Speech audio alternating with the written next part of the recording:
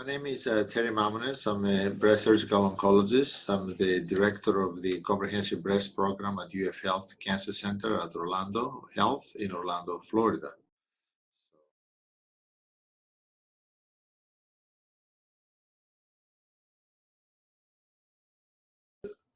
What are the best candidates for risk-reducing mastectomy?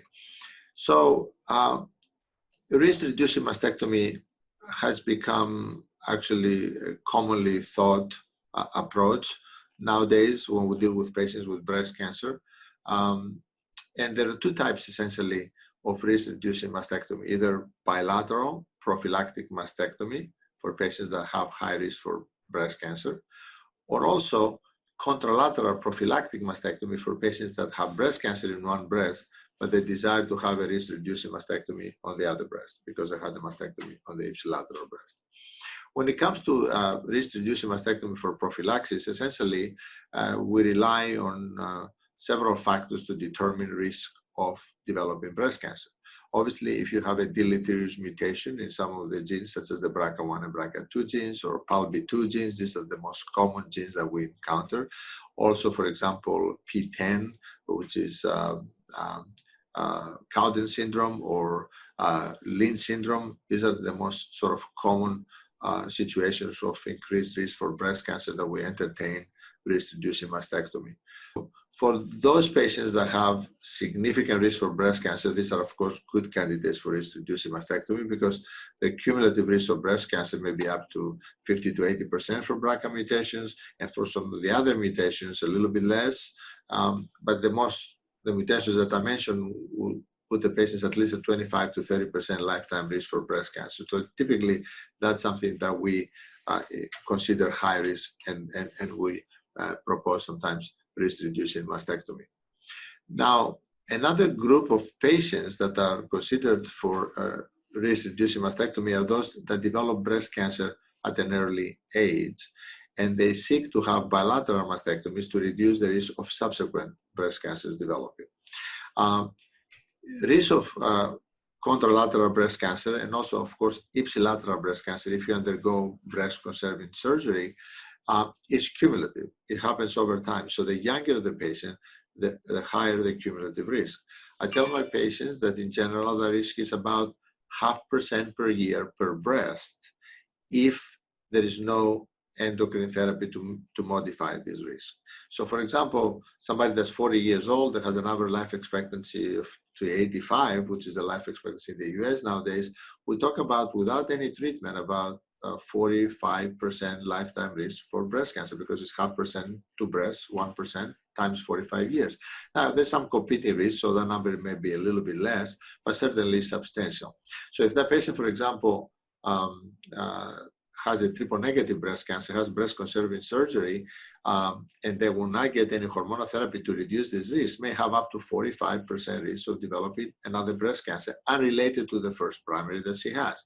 So that kind of patient may seek a consultation about risk-reducing mastectomy, even if the tumor would have been treated with breast conservation in the beginning.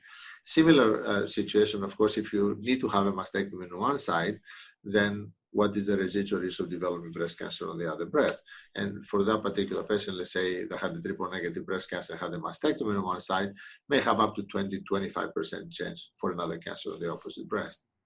For patients that present with ER-positive disease, where we'll give them adjuvant endocrine therapy, we'll modify the risk by reducing it almost by 50%, and sometimes with a tamoxifen, or maybe even 60% with aromatase inhibitors, 60 to 65%.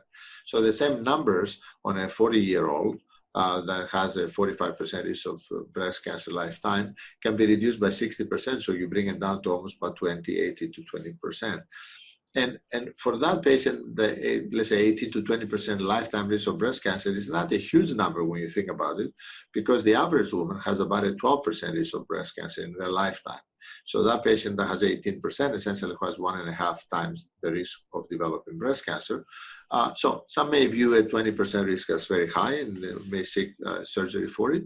Others may say, well, 80 more than 80% chance I won't get breast cancer, so I like to keep my breast.